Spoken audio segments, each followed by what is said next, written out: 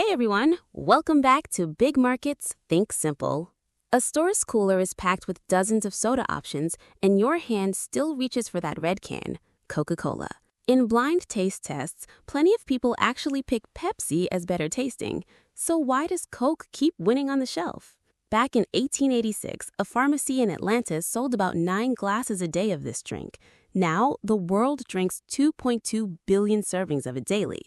And yet, Coca-Cola's headquarters doesn't actually bottle most of that soda itself. So what exactly is this company selling to make its money? That's what we're digging into today. Coca-Cola's brand power, how it began, its unusual business model, and how the market views it now. Let's get into it. This video is not investment advice. It's for educational, entertainment, informational purposes only. I'm not a financial advisor. Please do your own research before making any investment decisions. Any investment decisions are your own responsibility.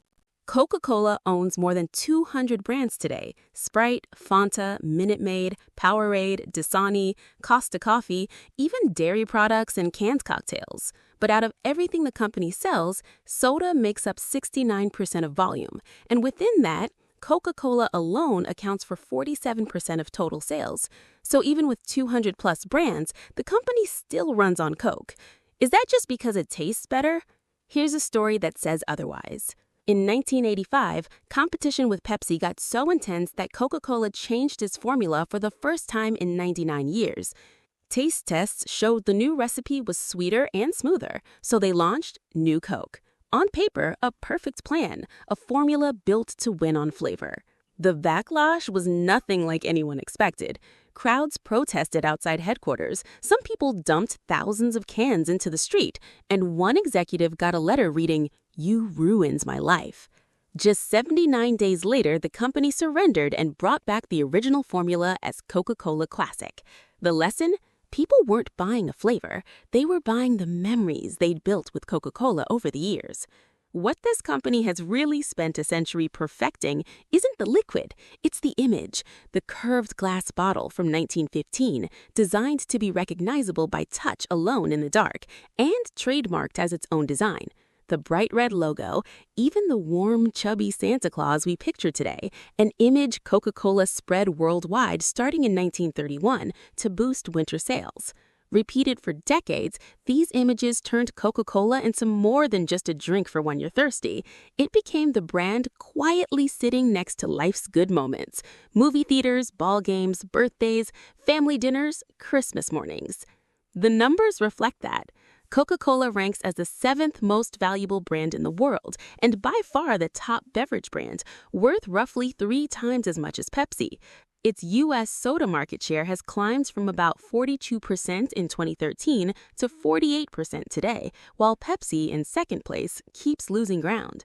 So, where did this brand and business actually come from?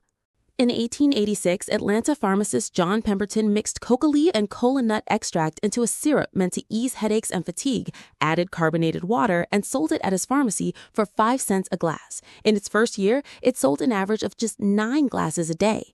The name came from his bookkeeper, Frank Robinson, who combined Coca and Cola and even hand-drew the flowing script logo we still see today. Businessman Asa Candler later bought full rights for about $2,300, founded the company, and rolled out marketing that was groundbreaking for its time. Free sample coupons and Coca-Cola branding stamps onto clocks and calendars, decades before that became the standard playbook. The strategy worked, and Coca-Cola spread quickly across the U.S. But back then, it was mostly sold by the glass at pharmacy soda fountains. If you wanted one, you had to go find a pharmacy that carried it. Bottling changed everything. In 1894, Joseph Bidenhand in Vicksburg, Mississippi, became the first to bottle Coca-Cola. Then, in 1899, 2 Chattanooga lawyers, Benjamin Thomas and Joseph Whitehead, approached Candler for exclusive bottling rights. Candler, believing the real business was fountain sales, handed those rights over for just $1. That $1 deal built the Coca-Cola empire. The company would make the concentrated syrup while local bottlers handled bottling and distribution, meaning Coca-Cola didn't need to build massive factories to expand, just spread fast across the country. During World War II, the company declared that every man in uniform would get a bottle of Coca-Cola for 5 cents, wherever he was, whatever it cost. That led to bottling plants popping up wherever U.S. troops were stationed, and after the war, Coca-Cola rode that momentum into becoming a truly global brand. This is really the heart of the video. Coca-Cola doesn't bottle and sell most of its own soda, not really. Picture Coca-Cola's headquarters as the owner of a famous secret sauce recipe. It hands the concentrate to hundreds of restaurant owners around the world and says, you have the water, carbonation, and sugar. Bottle it, load it on trucks, and get it onto shelves. That part's on you. Those restaurant owners are what the industry calls bottlers, local companies that spend their own money running factories and trucks to supply stores in their region. So what does Coca-Cola get? Concentrate sales and brand licensing fees. As of 2025, 59% of Coca-Cola's revenue comes from this concentrate business versus 41% from directly manufactured products. That split matters because the margins are completely different. Coca-Cola's operating margin sits around 30%, while bottlers running the factories and trucks typically post margins of just 11 to 15%. They're the ones absorbing the cost of water, sugar, aluminum, fuel, and labor.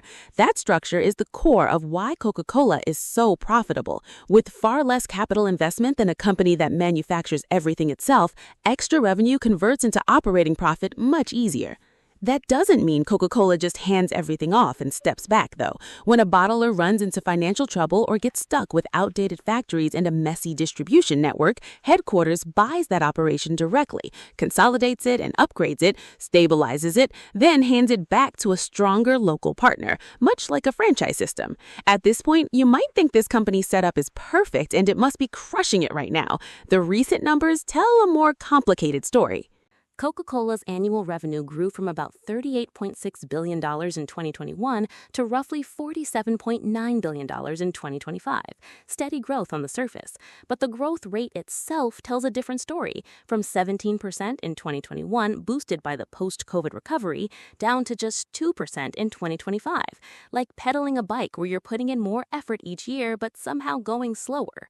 The reason is volume, how much Coke people actually drank. Sales volume growth went from 8% in 2021 to essentially flat, 0% by 2025. So why did revenue keep rising anyway? Price.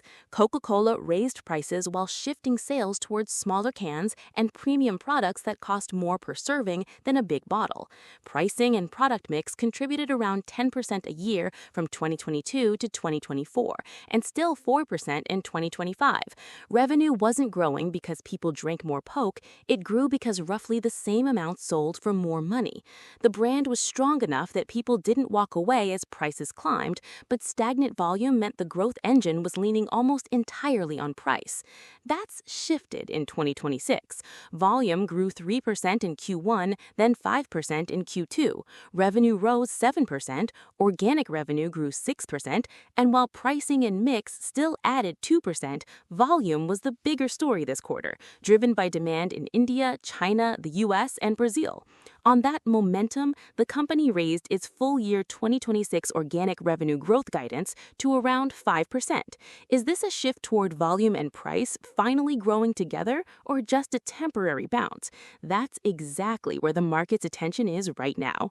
The optimistic case, if volume keeps recovering the way it did in Q1 and Q2, alongside continued price increases, the quality of growth could significantly improve, since volume and price growing together makes profit more sustainable.